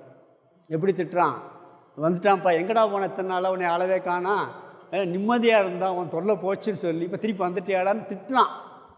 இவனுக்கு கஷ்டம் இருக்குமா? முதல் திட்டும்போது எவ்வளோ வேதனைப்பட்டிருப்பான். இப்போ சிரிப்பானா இல்லையா? எனக்கு கீழே இவங்கெல்லாம் இருக்காங்க, ஆனால் என்னைய அவனுக்கு உள்ளுக்குள்ளே கவலை இருக்குமா? அதே திட்டு, அதே சூழ்நிலை, ஆனால் என் மனசு எப்படி இருக்கும், எவ்வளோ ஆனந்தம் வரும் யோசிச்சு பாருங்கள். உள்ளுக்குள்ளே சிரிச்சுக்கிட்டு இருப்பானா இல்லையா? இதே உதாரணம் கர்ணன் உதாரணத்துலேயும் பார்க்கலாம். கர்ணனை தேரோட்டி மகன் சொல்லும்போது ஈட்டி பாஞ்சது மாதிரி இருக்குமா அவனுக்கு. கிருஷ்ணர் நீ குந்தியின் மகன்னு சொன்னப்பறம் யார் திட்டினாலும் அவனுக்கு கவலையே இருக்காது. சிரிப்பானா உள்ளுக்குள்ள, இந்த ராஜ்யத்துக்கு தான் நான் தான் ராஜா. ஏன்னா யாருக்கு? தர்மனுக்கு மூத்தவன். அப்போ இவன் நினச்சான்னா தர்மனு இவன் சொன்னான்னு வச்சுக்கோங்க, கர்ணன்ட்டு ஆரம்பிச்ச துரியோதனும் கொடுத்துருவான், இவன் மாட்டுக்கு ராஜாவாக இருக்கலாம். அப்போ அது வரைக்கும் இந்த தேரோட்டி மகன் சொல்லும் போது இவனுக்கு ஈட்டி வாஞ்சது மாதிரி இருக்குது, கஷ்டம். ஆனால் தெரிஞ்ச பிறகு அதே வார்த்தை எல்லோரும் திட்டுறான், ஆனால் கஷ்டப்படுறானா? புன்சிரிப்போடு இருப்பான் உள்ளுக்குள்ளே. ஏன்னா நான் தான் எல்லாத்துக்குமே அதிபதி, முறையாக பார்த்தா. அது மாதிரி இந்த ஞானம் வந்துருச்சுன்னா, நம்மளுடைய உண்மை ஸ்வரூபம் தெரிஞ்சிருச்சுன்னா, நம்மளை விட பெரிய ஆளுக்கு அகங்காரத்தில் இல்லை, ஆணவத்தில் இல்லை. இதுதான் இருப்பதிலே உயர்ந்த தத்துவம், அழியாத தத்துவம். அதுவே என்னுடைய ஸ்வரூபமாக இருக்குது. உடம்பு மனசெல்லாம் வந்துட்டு போயிருக்கு, இதெல்லாம் அல்பம், வரும் போகுங்கிற மேலோட்டமான கஷ்டம் இருக்கும். ஆள் மனசில் அந்த துயரம் இருக்காது, அமைதி இருக்கும், அந்த பலன் வருது அப்படின்னு சொல்கிறார் அவர். அதனால் இவன் இந்த தத்துவத்தை புரிஞ்சால் பிறக்க மாட்டான். கடலைப்பருப்பு வெளியே பார்த்தா வறுத்த கடலைப்பருப்புக்கும் அந்த கடலைப்பருப்புக்கும் வித்தியாசமே தெரியாது, ஆனால் அது முளைக்குமா? இது முளைச்சிடும். வறுத்த கடலைப்பருப்பு மாதிரி ஆயிடுவோம். இந்த ஞானம் வந்தாச்சு, திருப்பி பிறக்க மாட்டோம் அப்படின்னு சொல்கிறார் அவர். எதை பற்றிய ஞானம்னா கடவுளை பற்றிய ஞானம், சிருஷ்டியை பற்றிய ஞானம் எல்லாத்தையுமே அவர் இந்த அத்தியாயங்களில் சொல்ல போகிறாரு. இதை பகவானே சொல்கிறார். அதாவது கடவுள் படைப்பவர், இந்த உலகம் படைக்கப்பட்டது. பிரம்மன்ங்கிறது அல்லது புருஷ தத்துவம், இதோட மாயை சேர்ந்தும் பொழுது ஈஸ்வரன் ஒரு தத்துவம் வருது. அவர் தான் என்ன பண்ணுறாரு, இந்த உலகத்தை பூரா படைக்கிறார். அந்த மாறாத ஒரு தத்துவத்துக்கு பேர் நிர்குண தத்துவம்னு பேர், நிர்குணம் பிரம்மன்னு பேர். பிறகு இந்த மாறுகின்றதுக்கெல்லாம் பேர் சகுனம்னு பேர். நிர்குணம் சகுனம் 2 தத்துவம் இருக்குது. சிவனும் சக்தி மாதிரின்னு வச்சுக்கோங்க, அர்த்தநாரீஸ்வரர் வடிவத்தில் இருக்கிறது மாதிரி இருக்குது. இந்த மனிதனிடம் நம்மளிடம் இருக்கிறது என்னன்னு சொன்னால், நிர்குணமான தத்துவம் இருக்குது, சகுனமான தத்துவம் இருக்குது. நிர்குணமான தத்துவம் தான் உணர்வு தத்துவம், அது சைதன்ய தத்துவம், என்றைக்கும் மாறாது. இந்த சகுனங்கிறது கண்ணுக்கு தெரிகிறது, இந்த உடம்பு மாயை வெளியே பார்த்தா இந்த பிரபஞ்சம் பூரா சகுனம். இதுக்கு ஆதாரமாக இருக்கக்கூடிய தத்துவம் நிர்குண தத்துவம். அந்த ஆதாரமான தத்துவம் உண்மையான தத்துவம், மாறாதது, வெளிப்படாதது, இதெல்லாம் வெளிப்பட்டு மாறக்கூடிய தத்துவம். இதெல்லாம் நம்ம ஆரம்பத்தில் சொல்கிறார் இந்த தத்துவத்தை பற்றி இந்த அத்தியாயத்தில். இதுக்கு கரண்ட்டு பல்பை சொல்லலாம். இப்போ பல்புக்கு வெளிச்சம் வேணும்னா என்ன வேணும், கரண்ட்டு வேணும். கரண்ட் இல்லாட்டி பல்ப் எரியாது, பல்ப் இல்லாட்டி கரண்ட் இருக்க தெரியாது. பல்ப் இல்லாட்டி கரண்ட் இருக்க தெரியாது. இந்த உடம்பு இல்லாட்டி ஜீவன்கிற ஒரு தத்துவம் இருக்க தெரியாது. ஆனால் ஜீவன்கிற தத்துவம் இருந்தால் தான் இந்த உடம்பே இருக்கும். புரியுதுங்களா? இந்த உடம்பு மாறிக்கிட்டு இருக்கேன். பல்பெல்லாம் ஃபீஸானால் மாற்றி மாற்றி கலத்தி போட்டுக்கிட்டே இருப்போம், ஆனால் கரண்ட் இருந்துக்கிட்டே இருக்கும். கரண்ட்டு தான் அதை எரிய வைக்கிறது. அதில் பார்த்திங்கன்னா ஏன் இதில் வித்தியாசம், ஒரு புழு உயிர் இருக்குது, அதுலேயும் அதே தத்துவம் தான் இருக்குது. புழு இருக்குல்ல, அதுலேயே அதே உள்ள தத்துவம் தான் இருக்குது. நம்மகிட்ட ஆட்லேயும் அதே தத்துவம், மானுலேயும் அதே தத்துவம், பாம்புலேயும் அதே தத்துவம், உயிர் தத்துவம். இப்போ கரண்ட் டிரான்ஸ்ஃபார்மர்லேருந்து வருது, ஒரு 0 வாட்ஸ் பல்ப் போட்டிருக்கீங்க, அதில் எந்த கரண்ட் வருது, அதே கரண்ட்டு தான். ஒரு 50 வாட்ஸ் பல்ப் போடுறீங்க, அதே கரண்ட்டு தான். 1000 வாட்ஸ் பல்ப் போடுறீங்க, அதே கரண்ட்டு தான். 10,000 வாட்ஸ் பல்ப் போடுறீங்க, அதே கரண்ட்டு தான். அது பிரைட்டாக எரியுது, லேசாக ஆனால் உள்ளே வர்ற கரண்ட்டு ஒரே கரண்ட்டு. ஈஸ்வர தத்துவம் கோடி வாட்ஸ் பல்ப்னு வச்சுக்கோங்க, தேவர்கள் 10,000 வாட்ஸ்னு வச்சுக்கோங்க, நம்ம 100 வாட்ஸ்னு வச்சுக்கோங்க, புழு பூச்சியெல்லாம் 10 வாட்ஸ்னு வச்சுக்கோங்க. உள்ளே வர்ற கரண்ட்டுன்னா ஒரே கரண்ட்டு தான். ஒரே தத்துவம், உணர்வு தத்துவம். இப்படி இந்த உடம்புல வெளிப்பட்டால் இப்படி, ஈஸ்வர உடம்புல வெளிப்பட்டால் அப்படி, தேவர்கள் உடம்புல வெளிப்பட்டால் வெளிப்பட்டு, அது மாறாத ஒரு தத்துவம். அது உணர்வு தத்துவம், நிர்குண தத்துவம், கண்ணுக்கு தெரியாத தத்துவம். அதன் மீது இந்த சகுனமான தத்துவம் எல்லாம் கற்பிக்கப்பட்டிருக்கு, வெளிப்படுது. இந்த தத்துவத்திலே அது வெளிப்படுது. இப்படி 2 தத்துவம், சகுன நிர்குண அம்சங்களோடு கூடியது. இந்த சகுன அம்சத்தை அப்படியே வர்றாரு. சகுனமான அந்த அம்சத்தில் 3 குணங்கள் இருக்கிறது. புரியுதா? எங்கே எப்படி கொண்டு வர்றாரு பாருங்கள். இந்த பிரபஞ்சம் போல 2 தத்துவம் இருக்குது, நிர்குண தத்துவம், சகுன தத்துவம். சகுனங்கிறது மாயா தத்துவம், அதில் 3 குணங்கள் இருக்கிறது. ச குணம், குணங்களோடு கூடியது. நிர்குணம், குணங்கள் அற்றது. புரியுதுங்களா? ச குணம்னா குணங்களோடு கூடிய. என்ன குணங்களோடு கூடியது? சத்வகுணம், ரஜோகுணம், தமோ குணம். இப்படி தான் கொண்டு வர்றார், இன்ட்ரடக்ஷன் கொண்டு வர்றாரு. எப்படி குணங்களை அறிமுகப்படுத்துகிறார் பாருங்க பகவான். வந்து மொத்தம் இந்த பிரபஞ்சத்தில் 2 தத்துவம் இருக்குது. ஒன்று நிர்குணம், இன்னொன்று சகுனம். சகுனங்கிறது வெளித்தோற்றத்துக்கு வந்து காட்சியாக தெரிகிறது. நிர்குணம் இல்லாட்டி சகுனமே வேலை செய்யாது. அந்த நிர்குண தகத்தின் மேலே இந்த சகுன தத்துவம் இருக்குது. இதில் 3 குணங்கள் இருக்குது. ச குணம்னா குணங்களோடு கூடியது. என்ன குணங்களோடு கூடியது? சத்வகுணம், ரஜோகுணம், தமோ குணம். அதனால தான் குணத்திரய விபாக யோகம் இந்த அத்தியாயத்துக்கு பேர். குணம்னா நல்ல குணம், கெட்ட குணம், சாத்திய குணம், ரஜோகுணம், தமோ குணம், இப்படி எல்லாமே இருக்குது. தெய்வ குணம், அசுர குணம்லாம் சொல்லுவோம். 16ஆம் அத்தியாயம் தெய்வ அசுர சம்பத் விபாக யோகம். அங்கே தெய்வ குணம் எது, அசுர குணம் எதுன்னு சொல்ல போகிறார் 16ஆம் அத்தியாயத்தில். 15 ஃபுல்லாக தத்துவமாக வரும் 15ஆம் அத்தியாயம். இங்கே பிறகு குணம்ங்கிறதுக்கு இன்னொரு அர்த்தம் இருக்குது. ரோப்புன்னு ஒரு அர்த்தம் இருக்குது, கயிறு அப்படின்னு. கயிறுன்னு நான் கட்டி போடுறதே கயிறு. இந்த மனுஷனை கட்டி போடுறது இந்த குணமாக. சத்துவகுணம், ரஜோகுணம், தமோகுணம் மனிதனை கட்டி போடுகிறது.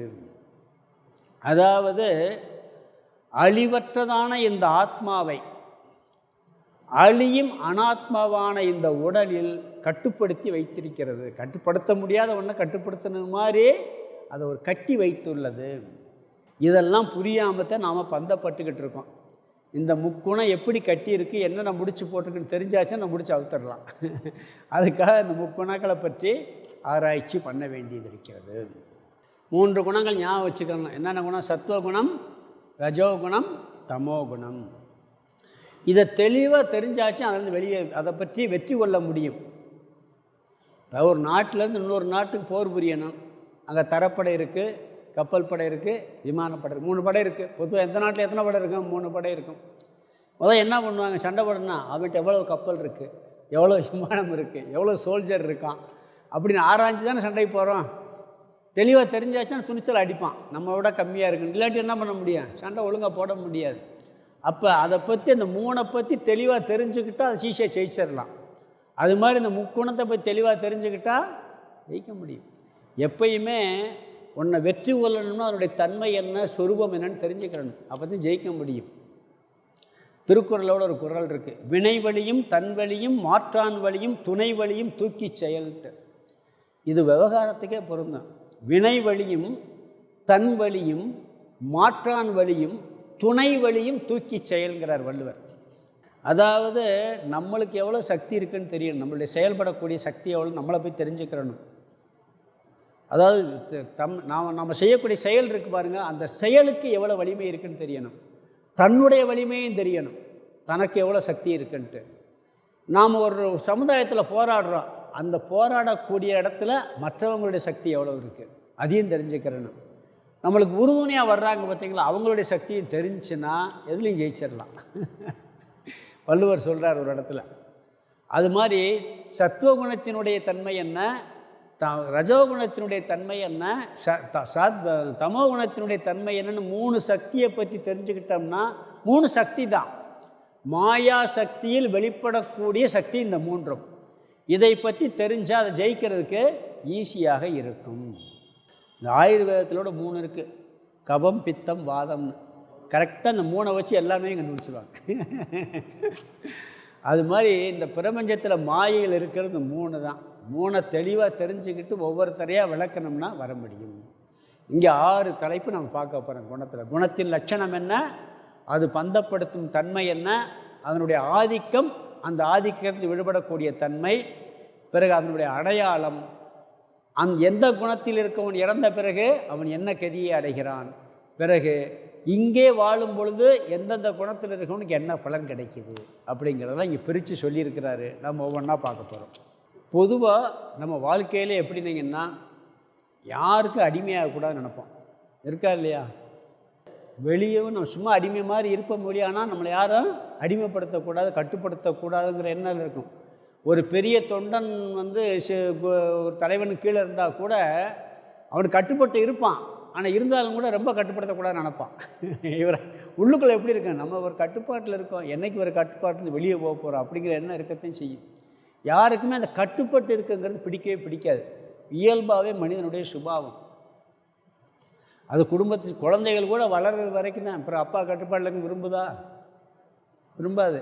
என்ன நம்மளை போட்டு எப்போ பார்த்தா நம்மளுக்கு சின்ன பிள்ளையா நம்மளை போட்டு இப்படி கட்டுப்படுத்திக்கிட்டு இருக்காங்க அப்படின்னு நினைக்கும். கணவன் மனைவி கூட ஓரளவுக்கு லிமிட்டு தான் கட்டுப்படுத்துகிற ஆற்றல். கணவன் மனைவியை கட்டுப்படுத்தினாலும் சரி, மனைவி கணவனை கட்டுப்படுத்தினாலும் சரி, லிமிட்டுக்கு மேலே போச்சுன்னா என்ன பண்ணுவாங்க, சண்டை வந்துடும். ஏன்னா அந்த கட்டுப்படுத்துறது யாருக்குமே பிடிக்கிறது இல்லை. அப்போ அந்த கட்டுப்படுத்தக்கூடிய தன்மை, அடிமையாகக்கூடிய தன்மை, அதிலிருந்து நாம் விடுபடணும்னா அதற்கான சரியான முயற்சி தேவை. இந்த 3 குணங்களும் நம்மை கட்டுப்படுத்தி இருக்கின்றது. அதிலிருந்து விடுபட வேண்டும் என்றால் அதை பற்றிய சரியாக தெரிஞ்சுக்கிட்டு சரியான முயற்சி இருக்கணும். சரியான முயற்சி இல்லைன்னா 3 குணங்கள்லேருந்து நாம் விடுபட முடியாது. இங்கே முதல்ல ஒவ்வொரு குணமாக லட்சணம் சொல்கிறார். சத்துவத்தினுடைய லட்சணம் என்ன? அறிவு, தூய்மை, சாந்தம். அதான் உயர்ந்த குணம். சத்துவ குணம் தான் இருக்கிறதே ஹையஸ்ட்டு. தமசு, ரஜசு, சாத்வீகம். அது எப்பொழுதுமே நல்ல அறிவு வேலை செய்யுமா. சாத்வீக குணம் இருந்தால் புத்தி எப்படி இருக்குமா, தெளிவாக வேலை செய்யுமா. எது நல்லது எது கெட்டதுங்கிறதையும் தெளிவாக யோசிக்க வைக்குமா சாத்வீக குணம். அந்த குணத்தினுடைய லட்சணம். பிறகு பொதுவாக எப்பயுமே சுத்தமாக இருக்கிற பழக்கம் இருக்குமா. வெளியே மட்டும் இல்லை, உள்ளமும் அவனுக்கு சுத்தமாக வச்சுக்கிற சுத்தமாக இல்லாட்டாலும் சுத்தமாக வச்சுக்கிற முயற்சி பண்ணுவான் சத்துவகுணம் உள்ளவன். வெளியே இருக்கக்கூடிய உடல்லேருந்து ட்ரெஸ்ஸுலேருந்து இருக்கிற இடத்த முதல் கொண்டு தூய்மையாக வைத்து கொள்ளக்கூடிய குணம் இந்த சத்துவகுணம் இருந்தால் இருக்கும். தெளிவான அறிவு இருக்கும். பிறகு தெளிவாக சுத்தமாக வச்சுக்கிறக்கூடிய ஒரு பண்பு இருக்கும். இந்த ஞானசக்தி, கிரியாசக்தி, சடசக்தின்னு சொல்கிறோம். ஞானசக்தி சத்துவம், கிரியாசக்தி ரஜஸு, ஜடசக்தி தமசு. இச்சாசக்தின்னு ஒன்று சொல்லுவோம், பார்த்துருக்கேன். இச்சாசக்தி, கிரியாசக்தி, ஞானசக்தி. இச்சாசக்தின்னா இச்சாசக்தியில் 3 இருக்குது. ஒரு இச்சாசக்தி என்ன, தர்மத்தை பற்றிய ஞானம், தர்மத்தை தெரிஞ்சுக்கிறன்னு ஒரு அறிவு, ஒரு விருப்பம் இருக்குன்னு வச்சுங்க. அந்த இச்சாசக்திக்கு பேர் சாத்வீகமானது.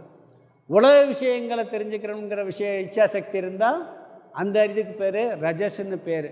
பிறகு சோம்பலில் இச்சை இருக்குன்னு வச்சுங்க, தூக்கத்தில், அந்த இச்சாசக்தி தமசுன்னு பேர். இச்சாவிலே அப்படி சொல்லலாம். பொதுவாக ஞானசக்தி, அறிவு சக்தி சாத்வீக குணத்தினுடைய ஒரு லட்சணம். எப்பொழுதுமே மனசு படன்னு இருக்குன்னு வச்சுங்க, புத்தி சரியாக வேலை செய்யுமா?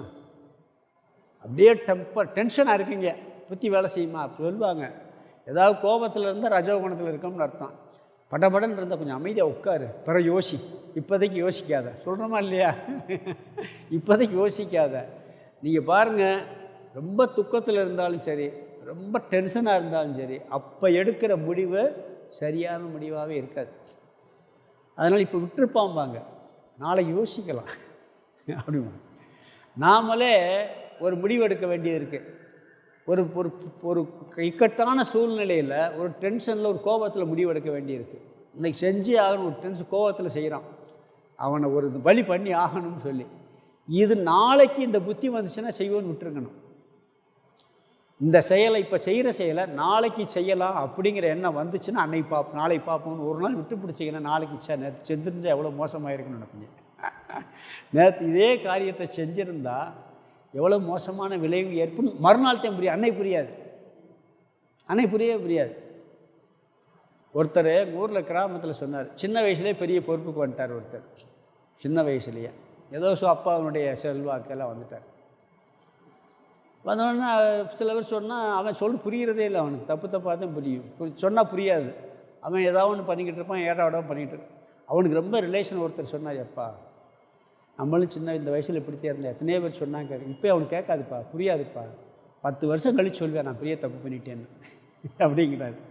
அந்த 10 வருஷம் கழித்து அவனே சொல்லுவேங்கிறார் அவர், பெரிய தப்பு பண்ணிட்டேன்னு சொல்லி.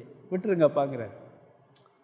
ஏன்னா அந்த வயசினுடைய அந்த ஒரு டென்ஷன், எந்த வயசில் ஏதாச்சும் சில பேர் சின்ன வயசுலேயே பக்குவமாக இருப்பான், அது வேறு விஷயம்.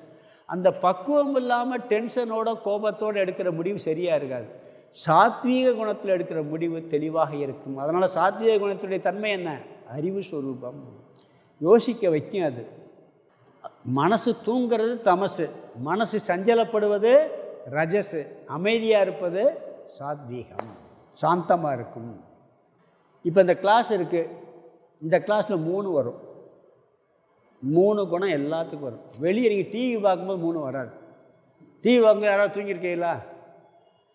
டிவி பார்க்கும்போது சினிமா இடத்துல யாராவது தூங்குறீங்களா? தூக்கமே வராது, வராதுல்ல. கிளாஸில் தூக்கம் வருமா வராதா? குரட்டை விட்டு தூங்கலாம். அப்படி தூங்குனா இங்கே தமோகுணம் வேலை செய்யுதுன்னு அர்த்தம். புரியுதுங்களா? இங்கே உட்காந்துக்கிட்டு நான் இல்லை, எல்லாத்துக்கும் வருது, ஒருத்தருக்கு மட்டும் இல்லை. நானே ஆரம்பத்தில் தூங்கியிருக்கேன். ஒன்றும் என்னடா நம்மளுக்கு சாமி இப்படி சொல்கிறாரு நினைக்காதீங்க. ஆரம்ப காலத்தில் இந்த விஷயம் கேட்டால் தூக்கம், நானும் தூங்கியிருக்கேன் ஃபஸ்ட். அது தத்துவத்தை பேசும்போது தூக்கம் வரும், குணங்கள் பேசினா கூட தூக்கம் வராது. ஆத்மா, அனாத்மா, பராப்பிரகிருதி, அபராப்பிரகிருதி, பிரம்மன், மாயைன்னா அவ்வளோதான், முடிஞ்சிடும். நேற்று ஒரு கிளாஸ் எடுத்தாங்க, பரோட்ச ஞானம் அபரோக்ஷ பஞ்சதசியில். பரோட்ச அபரோக்ஷம், பரோட்ச அபரோக்ஷம் சொல்லி ஒரு மாதிரி ஆயிடுச்சு வகுப்பேன். சாமி புரிஞ்ச மாதிரி இருக்குது, ஏன்னா அது கஷ்டமான சப்ஜெக்டு. புரிஞ்ச மாதிரி இருக்குது, புரியாத மாதிரி இருக்குன்னாங்க. 96, அதாவது 50 ஸ்லோகத்துலேருந்து 96 ஸ்லோகம் வரைக்கும் இந்த 2 வார்த்தைக்கு விளக்கம் சொல்லிக்கிட்டே இருக்கார். அப்போ எத்தனை தடவை பரோட்சங்கிறது, எத்தனை தடவை அபரோக்ஷம் சொல்கிறது, யோசிச்சு பாருங்கள். அது மாதிரி இங்கே நம்மளுக்கு ஒன்றுமே புரியாட்டு தூக்கம் வந்துடும், தமோகுணத்துக்கு போயிடுவோம். சில நேரங்களில் வீட்டில் பல பிரச்சனையோடு வந்து உட்காந்துருப்போம், அப்போ மனசு சஞ்சலமாகிக்கிட்டு இருக்கோம். அதை பற்றி யோசிச்சுக்கிட்டு இருந்தால் ரஜோகுணத்தில் இருக்குது மனசு. இங்கே சொல்கிற விஷயத்தில் அட்டென்ஷன் ஆகிடுச்சுன்னா சாத்வீக குணத்தில் இருக்குது. ஒரே மனசு 3லையும் வந்து தான் போகும். இது மனதினுடைய சுபாவம். அறிவு சொரூபத்தில் மனம் ஒன்று இருந்தால் சாத்வீகத்தின் மனம் இருக்கிறது. சஞ்சலத்தோடு இருந்தால் அது ரஜோகுணத்தில் இருக்கிறது. தூக்கத்தில் இருந்தால் அது தமோ குணத்தில் இருக்கிறது. இல்லை ஒன்றுமே புரியாமல் இருந்தால் தமோ குணத்தில் இருக்கிறார். ஏன்னா இந்த அறிவு சரியாக வேலை செய்ய தமோ குணத்தில் இருந்தால்.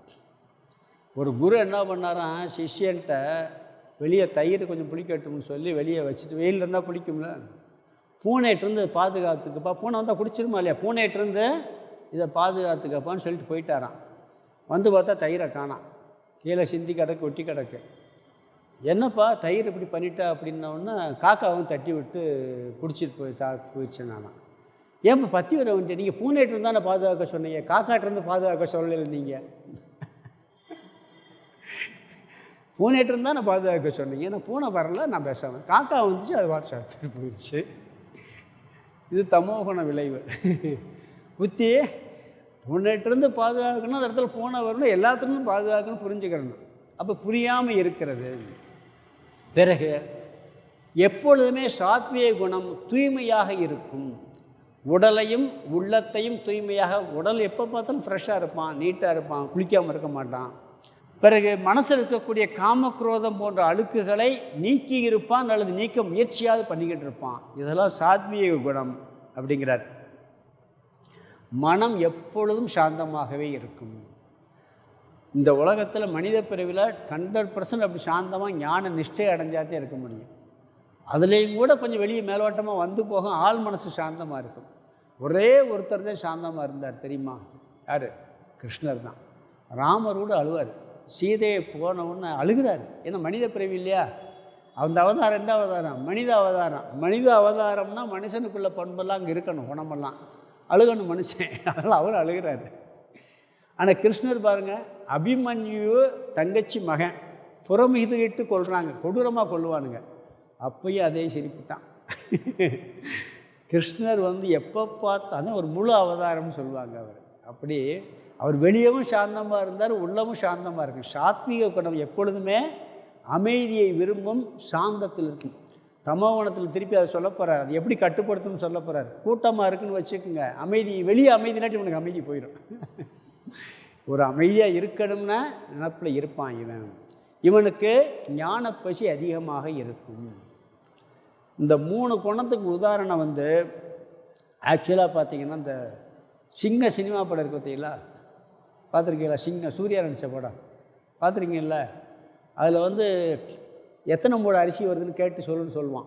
யார்? இவன்ட்ட விவேக்கிட்ட. அப்புறம் கேட்டு வந்தோன்னு எங்கே வந்துக்கிட்டுன்னு கேட்க சொல்லுவான். பிறகு ஒவ்வொன்றா கேட்டு 4 தடவை போய் ஃபோனில் கேட்டு வருவான். இதே வார்த்தையை அவன்கிட்ட கேட்பான், ஒரே வார்த்தையில் எல்லாத்தையும் கேட்டு வந்துடுவான். அதே நீ போலீஸாகவே இருக்க, ஏட்டாகவே இருக்க, நீ ஏட்டாக இருக்க, இன்ஸ்பெக்டராக இருக்காமா. அந்த புத்தி வேலை செய்யணும், அறிவு வேலை செய்யணும். சாத்திய குணம் என்ன செய்யுது? அறிவு வேலை செய்யணும். அது ஞானப்பசி அதிகமாக இருக்கிறது. இது சாத்விக குணம். அறிவு சொரூபம், தூய்மை சொரூபம், சாந்த சொரூபம், சாத்வீக குணம். அது எப்படி நம்மளை பந்தப்படுத்தும்னா, நல்லதானே, இதெல்லாம் நல்லதானே, இது எப்படி போய் பந்தப்படுத்தும் அப்படின்னா, இதுவும் நம்மளை பந்தப்படுத்துகிறதுங்கிறார். எப்படின்னா, சுகசங்கத்தில், அதாவது ஒரு அமைதியில் ஒரு சுகத்தை அனுபவிப்பான். சாத்விக குணம். அந்த அமைதி கெட்டு போச்சுன்னு வச்சுக்கோங்க, என்னால் இருக்க முடியாது. அமைதியாக இருக்குன்னு நினைப்பான், ஒரு அமைதியான சூழ்நிலை வாழ்வான். வெளியே அமைதி சூழ்நிலை இல்லைன்னு வச்சுக்கோங்க, இவனுக்கு என்ன ஆகும்? டிஸ்டர்ப் ஆகிடும். இவனுக்கு என்னப்பா எப்போ பார்த்தாலும் ஒரே டென்ஷனாக இருக்குது. அந்த அமைதியிலே இவனுக்கு மனசு கட்டுப்பட்டு தரும். அந்த அமைதி இருந்தால் தான் இருக்க முடியும், போல இருக்க முடியாது. அதே மாதிரி பார்த்திங்கன்னா, அறிவு வேலை செஞ்சுக்கிட்டே இருக்கணும். இந்த புத்திக்கு வேலை இல்லைன்னு வச்சுக்கோங்க, கொஞ்சம் டல்லடிச்சிருவான். அதுலேயும் அதிலிருந்து விடுபடணும். அதுதான் ஞானம் செய்கிற வேலை. இந்த சாத்விக குணம் என்ன, அதே மாதிரி இப்போ வீட்டுக்கு போயிருக்கோம், ஓரளவுக்கு சுத்தமாக இருக்கு வச்சுக்கிட்டோம். ஒரு சின்ன இடத்துல மூளையில் தூசி கடைஞ்சின்னு வச்சுக்கோங்களேன், அவன் அங்கே உட்காரவே முடியும். என்ன அப்படி அதை கூட தாங்குகிற சக்தி இருக்காது. சுத்தமாக இருக்கணும் விதி. ஒரு இடத்துக்கு போகிறோம், மாட்டிக்கிட்டோம், அங்கே இருக்க முடியலை, அங்கே என்ன பண்ண முடியும்? அதாவது ஒரு அமைதியான சூழ்நிலையில் இந்த இது கூட்டு போகும்போது சொல்லுவாங்க, முன்னாடி அந்த காலத்தில் பத்திரிக்கை அதெல்லாம் கூட்டு போவாங்கள்ல. இப்போ கைலாஷ் யாத்திரை போகும்போது என்ன பண்ணுவான்னா, ஒரு சின்ன ரூமில் போட்டு இங்கே ஒரு லேடிஸ், இங்கே 10 பேர், இங்கே 5 பேர் தங்க விட்றோம். எல்லாம் ஃப்ரீயாக இருந்து ஒரு நீட்டாக இருந்தோம். அங்கே பார்த்தா கொஞ்சம் கசகசன்னு ஒரு மாதிரியாக இருக்கும். அங்கே தான் தங்கின ஒரு வழி இல்லை. அவங்ககிட்ட கேட்பாங்களாம், என்னங்க இப்படி வந்து பண்ணிகிட்ருக்கீங்க, இப்போ நீங்கள் 5 பேர் இந்த ரூமில் படுப்போனோட 10 பேரை படுக்க வச்சுருந்தோம் நாங்கள், அப்படி பணம் பேசாமல் அமைதியாகிடுவாங்க. அந்த சூழ்நிலை நல்லது, ஆனால் அதுக்கு அடிமையாகிடுறது, அந்த தூய்மைக்கு அடிமையாகிடுறது, வெளியே அமைதியாக இருக்க சூழ்நிலைக்கு அடிமையாகிடுறது. இது வந்து இப்படி நம்மளை கட்டுப்படுத்தும். சாத்வீக குணத்திலே மூழ்கி இருந்தால் அதுலேருந்து நம்ம என்ன பண்ணணும், அதுலேருந்து இருக்கணும். ஆனால் கடைசி வரைக்கும் சாத்வீக குணத்தில் இருக்கணும். ஆனால் அதுக்கும் கட்டுப்படுத்திடக்கூடாது, அதில் பந்தப்படுத்திடக்கூடாது. அப்படிப்பட்ட சூழ்நிலை எல்லா இடத்துலையும் அமையும் நம்ம எதிர்பார்க்க முடியாது. ஒரு இடத்துக்கு போயிருக்கோம், துணி துவைக்கவே முடியலை, என்ன பண்ணுவீங்க? சொல்கிறேன், அந்த கொஞ்சம் லேசாக அதுக்காக தான் போட்டுத்தே ஆகணும். அன்றைக்கி என்ன முடியாது, அவங்களால ஏன்னா இருக்கவே முடியலை அப்படிங்கிற அப்படி ஒரு கட்டுப்படுத்தும். தூய்மையில் கட்டுப்படுத்தும், சாந்தத்தில் கட்டுப்படுத்தும். பக்கத்தில் யாராவது ஒருத்தர் சுத்தமாக இல்லைன்னு வச்சுக்கோங்க, அவன் இருக்கவே முடியாது அவனால். அந்த மாதிரியெல்லாம் கட்டுப்படுத்தக்கூடியவர். பஸ்ஸில் போகிறோம், ட்ரெயினில் போகிறோம், நம்ம பக்கத்தில் வந்து உட்கார எப்படி இருக்கான்னு சொல்ல முடியுமா? நம்ம சொல்ல முடியாது. கொஞ்சம் அட்ஜஸ்ட் பண்ணிக்கிற வேண்டிய கட்டாயமெல்லாம் வரும் சில நேரங்களில். ஆனால் அந்த சாத்வீக குணத்திலேயே மூழ்கிட்டோம்னா அது நம்மளை அடிமைப்படுத்தி விடும். இதனால் தர்மமான சுகத்தில் கூட அடிமையாக்கி விடும். தர்மமான சுகமாக இருக்கும், அதில் அடிக்ட் ஆக்கி விடும் நம்மளை. அதாவது இந்த தானம் பண்ணுறது, தவம் பண்ணுறது, ஜபம் பண்ணுறதெல்லாம் சாத்வீக குணம். இது ஆரம்பத்தில் கரெக்டாக பண்ணணும். பண்ணலைன்னா துக்கம் வரணும். ஒரு நாளைக்கு ஜபம் பண்ண முடியலன்னு வச்சுக்கோங்களேன், இன்றைக்கி பண்ணாமல் போச்சே அப்படின்னு அதில் ஒரு துக்கம் வந்துடும். ஆரம்பத்தில் அப்படி இருக்கிறது நல்லது. ஆனால் என்ன பண்ணால் ஒரு சூழ்நிலை வந்துச்சுன்னா இன்றைக்கி நாளைக்கு சேர்த்து பண்ணிட்டு போவோம் அப்படிங்கிற எண்ணம் வரணும். அதுக்கு சோம்பேறித்தனத்தில் பண்ணாமல் இருக்கக்கூடாது. புரியுதுங்களா? இது இப்படி காந்தி சொல்வாராம், நான் 10 நாள் கூட சாப்பிடாமல் இருந்துருவேன், ஒரு நாள் கூட ஜபம் பண்ணாமல் இருக்க முடியாதுன்னு பாரான். 10 நாள் கூட சாப்பிடாமல் இருந்துருவேன், ஒரு நாள் கூட ஜபம் பண்ணாமல் இருக்க முடியாதுன்னு பாரான். அதுக்கு அடிக்ட் ஆகிறது. தானம் பண்ணுவாங்க, தானம் பண்ண முடியலன்னா கவலை வரும். தவம் பண்ணுவாங்க, தவம் பண்ண முடியாட்டி கவலை வரும். பண்ணித்தே ஆகணும், முதல்ல கவலை வரணும், வந்தால் தான் தொடர்ச்சியாக பண்ணுவோம். ஆனால் பண்ணும்போது ஏதாவது ஒரு சந்தர்ப்பம் சொல்ல முடியலைன்னா என்ன அப்படி அதில் கவலை வந்துச்சுன்னா ஆச்சான் சத்துவ குணத்தில் நம்ம அடிமையாயிட்டோம்னு அர்த்தம். இப்படி சொல்கிறார். இப்படி 5 கோஷமாக பிரித்து ஆனந்தமய கோஷம் பிரிப்பாங்க. ஆனந்தமய கோஷங்கிறது ஆனந்தமாக இருக்கிறது, அதுக்கு அடிமையாகிறது. வெளியே இருக்கக்கூடிய சூழ்நிலைகளால் வரக்கூடிய ஆனந்தத்தில் அடிமையாகிறது. இது சாத்வீக குணம். சாத்வீக குணம் நல்லது. இறக்கிற வரைக்கும் சாத்வீகத்தில் இருப்போம். இறக்கும் போதும் சாத்வீகத்தில் இறக்கணும், ஆனால் பந்தப்படாமல் இறக்க வேண்டும். அந்த சாத்வீக குணத்தில் பந்தப்படாமல் இருக்க வேண்டும். இப்போ நிறைய படிப்பாங்க, அந்த சூழ்நிலை படிக்கிற சூழ்நிலைக்கு அமையலைன்னு வச்சுக்கோங்களேன், அப்படி இல்லையேன்னு கவலை வந்துடும். தயானந்த சாமி ரிஷிகேஷில் இருக்கும்போது ஒரு பெரிய குடிசை போட்டு வாழ்ந்துருக்கார். இப்போ இருக்க ஆசிரமம் போயிருக்கீங்களா? ரிஷிகேஷ் தயானந்தம் போனதில்லை. கங்கை கரையில் நல்ல பெரிய ஆசிரமம் இருக்குது, அருமையான இடம். கங்கை கரையில் இருக்குது, அங்கிட்டையுமே மேலே அப்படியே ஆரம்பிக்கும். அங்கே அந்த இடத்துல ஒரு குடிசை போட்டு தான் தங்கியிருந்திருக்காரு. நிறைய போய் கிளாஸ் படிப்பாராம். படித்து பூரா நோட்ஸ் நிறைய எழுதி நோட்ஸாக வச்சுருந்துருக்காரு. ஒரு நாள் வந்திருக்காரு, குடிசை பூரா தீப்பிடிச்சு எரிஞ்சு போச்சு. குடிசை பூரா எழுதி வச்சு நோட்ஸ் பூரா போயிட்டு பண்ணு அவர் வாட்டு போயிட்டார். இவ்வளோ கஷ்டப்பட்டு எழுதுனமே இப்படி அழிஞ்சு போச்சு அப்படிங்கிற கவலை கூட அவருக்கு இல்லை. ஏன்னா அதில் அடிக்ட் ஆகலை, அதில் பந்தம் இருந்தால் பயன்படுத்திக்கிடலாம், இல்லாட்டி என்ன பண்ண முடியும்? சாத்வீகம்தான் நல்லது தான் அதெல்லாம், ஆனால் அதுலேயும் கூட இருக்கக்கூடாது. கர்ணனுக்கு தானங்கிறது தானம் பண்ணுறது சாத்வீக குணம் தானே. அவனை எப்படி பந்தப்படுத்திட்டான் தெரியுமா? கடைசியில் அவனுக்கு அம்பு பாஞ்சு மரண தருவாயில் இருக்கும்போது கிருஷ்ணன் மாறு வேஷத்தில் பிச்சை கேட்குறாருல, என்கிட்ட இருக்கிறத கேட்டணும், இல்லாத கேட்டக்கூடாது. என்கிட்ட இருக்கிறத ஏன்னா அதுக்கு அவன் அடிமையாயிட்டான். கொடுக்காமல் இருந்தால் என்ன ஆகுறது? கொடுக்காம அப்படி இல்லைன்னு சொல்லிடக்கூடாது. அந்த தானத்துக்கு அவன் அடிக்ட் ஆகிட்டான். யார்? கர்ணன். அதனால கேட்குறான், இருக்கிறத கேட்கணும், அவர் இல்லாததை கேட்டக்கூடாது. மனசுக்குள்ளே வேண்டுறாங்க, பகவான்கிட்டே வேண்டுறான். அவர் இருக்கிறதான் கேட்குறாரு, அதனால் சந்தோஷமாக கொடுத்துட்டு போகிறான். அது கூட என்னென்னா சாத்வீக குணத்தினுடைய அடிக்ட் அப்படிங்கிறார். கொடுக்குறோம், எல்லாத்துக்கும் கொடுத்து பழகிட்டோம், ஒரு நாளை கொடுக்க முடியலை, என்ன பண்ண முடியும்? ஐயோ எனக்கு முடியலையே அப்படின்னு கவலைப்படக்கூடாது. அது சாத்வீக குணம்தான். அதனால் எல்லாம் நல்ல குணமாக இருந்தாலும் கூட அதுக்கு அடிமையாகி இப்படியெல்லாம் நம்மளை அடிமைப்படுத்தும். சாத்வீக குணம் என்னன்னு பார்த்தோம், அது எப்படியெல்லாம் நம்மளை அடிமைப்படுத்தும். அதாவது ஞான சங்கத்திலேயே இருக்க வைக்கும். எப்பயுமே வந்து இந்த அறிவு நல்லவங்க மத்தியில் ஒரு இடத்துல கெட்டவங்ககிட்ட இருக்க வேண்டிய சூழல் வந்துச்சுன்னு வச்சுங்க, அவ்வளோதான் நம்மளுக்கு நிம்மதிங்கிறதே போயிடும். சில சந்தர்ப்ப சூழல் எல்லாரையும் சந்திக்க வேண்டிய வரும், பார்க்க வேண்டிய வரும், அதெல்லாம் அந்த மாதிரி நம்ம அதில் அடிமையாகி விடுவோம். அறிவு பசி இருந்துக்கிட்டே இருக்கும். நான் இந்த சாத்தியை கொண்டு வந்து பிஹெச்டி பண்ணணும், ஐஏஎஸ் போகணும், அதுக்கு மேலே மேலே மேலேன்னு இந்த அறிவு போய்கிட்டே இருக்கும், எண்டெல்லாம் போய்கிட்டே இருக்கும். அந்த அறிவு பசிலையும் ஒரு முற்றுப்புள்ளி ஞானம் வந்தால் வந்துடும். அது வரை இந்த ஞானம் வந்துச்சுன்னா வந்துடும். அது வரைக்கும் அறிவு பசி இருக்கும், அதில் அவர்கள் அடிமையாகி விடுவார்கள். இந்த உபனிஷத் வேதாந்தம் படிக்கிறவங்கெல்லாம் பார்த்திங்கன்னா தத்துவம் நல்லா புரிஞ்சிருச்சுன்னு வச்சுக்கோங்களேன், ஒரு கிளாரிட்டிக்காக நிறையா படிக்கலாம். உபனிஷத்து படிக்கலாம், அது படிக்கலாம், இது படிக்கலாம். சில பேருக்கு என்னென்னா சம்ஸ்கிருதம் படிக்கலேன்னு கவலை. சில பேருக்கு கீதை படிச்சிருப்போம், ஒரு உபனிஷத்து படிக்கல, 2 உபனிஷத்து படிச்சிருப்பாங்க. சங்கரல் இன்னும் 10 உபனிஷத்து படிக்கல, இன்னும் 8 படிக்க வேண்டியிருக்கு, இன்னும் 8 படிக்க வேண்டியிருக்கு, சாகிறதுக்குள்ளே படித்தாகணும். தத்துவம் புரிஞ்சா முடிஞ்சா அவ்வளோதான். கிளாரிட்டிக்கு படிக்கலாம், வாய்ப்பு இருந்தால் படிக்கணும், இல்லாட்டி அதுவும் அந்த ஆசையும் வரக்கூடாது. சத்துவகுணம் என்ன ஆகும், அதில் அடிக்ட் ஆகும். வேதாந்தம் படிக்கிறவங்கிட்ட கூட நல்ல தத்துவம் புரிஞ்சிருச்சுன்னு வச்சுக்கோங்களேன், படித்தாலும் சரி படிக்காட்டும், இப்போ பகவான் யமன் கூப்பிட்றாரா, ஓகே அந்த மாதிரி புத்தி வந்துடணும். அப்படி ஒரு இல்லாட்டி சத்துவ குணத்துக்கு நம்ம அடிக்ட் ஆகிருக்கோம்னு அர்த்தம் அப்படிங்கிறாரு. இதெல்லாம் சைடு எஃபெக்டாக வந்து சத்துவ குணம் நல்லது தான், ஆனால் சைடு எஃபெக்டாக எப்படிலாம் நம்மளை பந்தைப்படுத்தும் அப்படிங்கிறார். அதனால தான் இந்த அறிவு பசி எப்போ போகும்னு சொன்னால், கர்மத்தை கேட்குறாங்க, எதை எறிந்தால் வேறொன்றையும் அறிய வேண்டியது இல்லைன்னு கேட்கும் பொழுது, பிரம்மத்தை அறிந்தால் வேறு ஒன்றையும் அறிய வேண்டியது இல்லை. விஞ்ஞானிகளுக்கு முடிவே கிடையாது சொல்கிறாங்க. சில பேர் சொல்கிறாங்கன்னு இறுதி காலத்தில் சொல்கிறாங்களாம், சில சயின்டிஸ்ட் சொல்லுவாங்களாம், எனக்கு என்னன்னு தெரியல, மனசில் ஒரு ஆறுதல், இன்னும் நிறைய இவ்வளோ விஷயம் இருக்குது, இது எப்படி தெரிஞ்சுக்கிறதுன்னு எனக்கு ஒரு குறையோடு தான் சாகிறேன்பாங்களாம். ஏன்னா பிரபஞ்சத்தில் அவங்க கட்டுறது கைமண்ணளவு, கல்லாதது உலகளவுங்கிறாங்க. விஞ்ஞானி ஆராய்ச்சி பண்ணி பார்க்கும்போது இவ்வளோ விஷயம் இருக்குது, நாம் என்ன கண்டுபிடிச்சிருக்கோம், அல்பமாக கண்டுபிடிச்சிருக்கோம், இதெல்லாம் எப்போ கண்டுபிடிக்கிறதுன்னு ஒரு ஏக்கத்தோடனே சாகுறாங்களாம். இவர் எதை அறிந்தால் வேறொன்றையும் அறிய வேண்டியது இல்லைன்னு சொல்லி, பிரம்மத்தை அறிந்தால் ஒன்றும் தெரிஞ்சுக்கிற வேண்டிய அவசியம், ஒரு முற்றுப்புள்ளி வந்துடும். இந்த சாத்திய குணம் அறிவு பசியை தூண்டிக்கிட்டே இருக்கும்.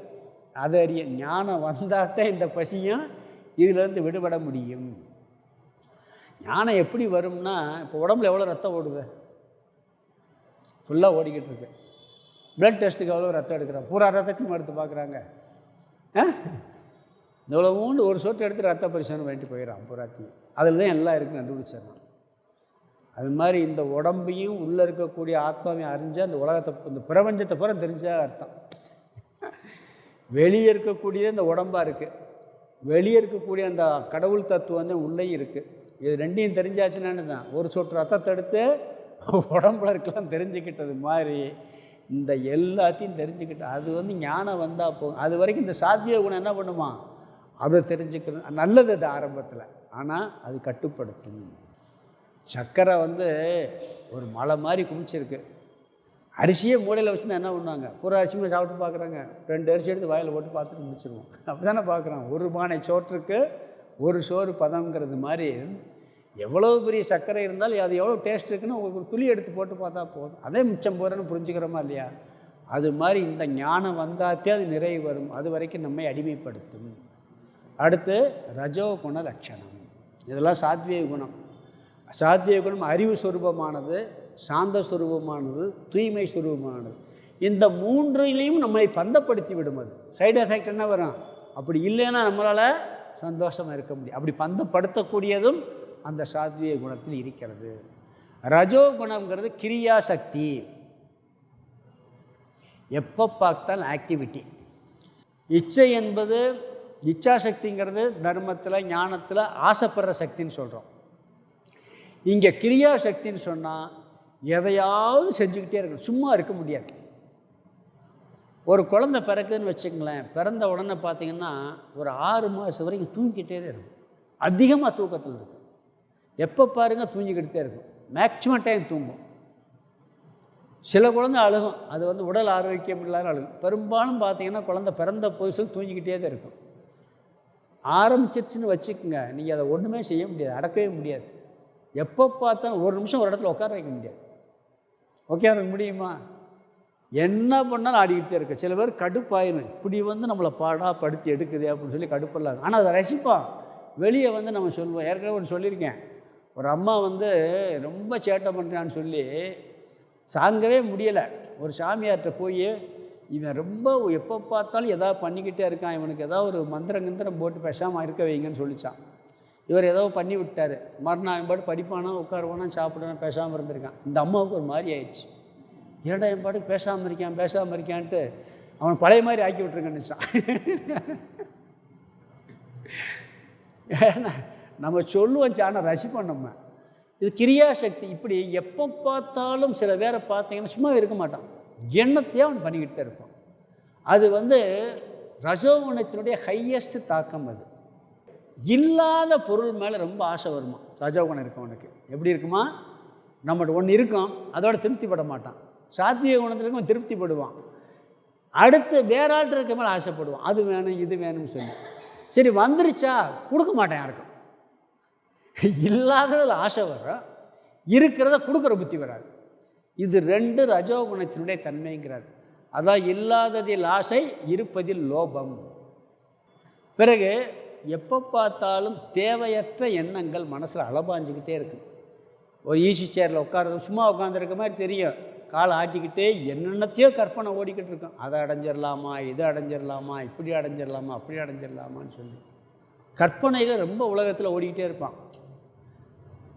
இது எங்கள் ஊரில் ஒரு பையன் இருந்தான், மியூசிக் டைரக்டர் ஆகுன்னு சொல்லிட்டு ஆசை ஆகலை. அப்படியே கற்பனையிலேயே எந்த ஸ்டாப்லேயும் ஒழுங்காக இறங்குனது கிடையாது. அந்த ஸ்டாப்பை விட்டுருவேன். அப்படியே உட்காந்துக்கிட்டு அது கற்பனையிலே சொல்கிறேன், ஒரு நாள் கூட அந்த ஸ்டாப்பில் இறங்குனது இல்லைங்கிறான். சென்னையில் இருக்கும்போது ஏதோ ஒரு கற்பனையில் போகிறது. இப்படியெல்லாம் இந்த ரஜோகுணம் என்னன்னா மனசையும் அலக்களிக்கும். ஒன்று செயல்பட்டுக்கிட்டே இருப்பான், இல்லாத பொருள் மேலே ஆசை வரும், இருக்கிற பொருளை யாருக்கும் கொடுக்குற சும்மாவே இருக்கும், ஆனால் தூக்கி கொடுக்குற மனசே வராது. இங்கேயும் வேஸ்ட் ஆகிடும். சில பேர் பாருங்கள், சாப்பாடு பாருங்கள், நாளைக்கு இருந்தால் கெட்டு போயின்னா இப்போ ஃப்ரிட்ஜு வந்துருச்சு, அதனால் ஃப்ரிட்ஜில் வச்சு மறுநாள் கூட யோசிப்போம், 4 நாள் 1 வாரம் கூட அடக்கி வச்சுக்கிறோம், கொடுக்குற பற்றி வர்றதில்லை. அந்த காலத்தில் அது சில பேர் என்ன பண்ணால் 1 வாரம் வச்சுருந்து திருப்பி கெழுதிக்கு போடுறது. சரி கெட்டு போகிறதுக்கு முன்னாடி யாருக்காவது கொடுப்போங்கிற புத்தி கூட வர்றது கிடையாது. அப்படி தானே பண்ணுறான். ஒருத்தர் இருந்தார், பார்த்தேன், எவ்வளோ சாமிகிட்டே இருந்தார் ஒருத்தர். பல வச்சுருப்பார், எல்லாம் வச்சுட்டு சரி கொடுத்துருப்பாரு. திருப்பி நான் க்ளீன் பண்ண பார்த்தா அழுகி போய் உள்ளே கிடக்கும். அவர் சாப்பிட மாட்டார், இது கொடுக்க மனசு வந்துருக்கு, அழுகி பிறக்கிழுதி போடுவார். இப்போ இதெல்லாம் ரஜோகுணத்தினுடைய ஒரு தன்மை. ஒன்று அடைகிறது வரைக்கும் அவனுக்கு மனசில் ஒரு நிம்மதிங்கிறதே இருக்காது. திருப்பி படிக்கும்போது ரிசல்ட் வர்ற வரைக்கும் என்ன மனசு பாடுபடும் தெரியும். நல்லா படிக்கிறவன் பேசாமல் இருப்பான். ஃபெயில் ஆகிருவோமோன்னு ஒரு எண்ணம் வந்துச்சுன்னு வச்சுக்கோங்க, எப்படா ரிசல்ட் வரும், அது என்ன ஆகுதோ, ஏது படபடப்பு எப்போ பார்த்தாலும். இந்த கிரிக்கெட் மேட்ச்சில், வேர்ல்டு கப் மேட்ச்லாம் அந்த கடைசியில் 2 பேருக்கு போட்டி அறிஞ்சுன்னு வச்சுக்கோங்க, கிரிக்கெட் பார்க்கணுன்னு நிம்மதியாக போயிடும். கொஞ்சம் ஜெயிக்கிற மாதிரி இருந்தால் சந்தோஷம் பார்த்துருவான். அப்படியே இழுபறியாக ஓடிச்சுன்னா டென்ஷன் பார்க்கணும் 2 பேருக்கும். ஏன் கேட்குறீங்க? ஏன்னா இந்த பதட்டம் இதெல்லாம் ரஜோகுணத்தினுடைய வெளிப்பாடு அப்படிங்கிறது. எங்கள் ஆஃபீஸில் சென்னையில் ஒரு அம்மா வேலை பார்த்தாங்க. இப்போ நம்ம இந்தியா நல்லா விளையாண்டா ரசிக்கிறோம்ல, மற்றது விளையாண்டா நமக்கு ரசிப்பு வராது. ஏன்னா நம்மளுக்கு வேறு நாட்டுக்கார நல்லா ரசிப்பு வராது. அந்த பொண்ணு யார் நல்லா விளையாண்டு ரசித்து பார்க்கும், கைதட்டும், பார்த்துருக்கேன். அது எனக்கு யார் நல்லா விளையாண்டு பிடிக்கும் சாமி, அதே விருப்பு இல்லாது. நம்ம தேசபக்தியில் பண்ணுறோம், தப்பு கிடையாது. அது நான் அப்படியும் சில பேர் இருக்காங்கன்னா அது பெரிய ஆச்சரியமான விஷயம். என்ன அது? ஒரு பதட்டம், எப்போ பார்த்தாலும் ஒரு பதட்டத்திலே இருக்கிறது. இது எப்பயுமே நம்மளை செயலில் பந்தப்படுத்தும். ரஜோகுணம் எப்படி பண்ணால், செய்யாமல் சும்மா இருக்கவனால ஒரு நிமிஷம் முடியாது. சும்மா இருக்க சொன்னால் அவனால் இருக்கவே முடியாது. ஏதாவது ஒன்று பண்ணிக்கிட்டு தான் இருப்பான். என்னென்னத்தையாவது போட்ட உருட்டிக்கிட்டு வச்சுக்கிட்டு இருப்பான் ஒழிய செயல்படாமல் இருக்காது. அவனுக்கு அறிவு பசி இருக்கும், இவனுக்கு செயலில் பசி இருக்கும். கர்மத்தில் செய்கின்ற செயலில் அதை செய்யணும் இதை செய்யணும் அப்படிங்கிற ஒரு பசி இருந்துக்கிட்டே இருக்கும்.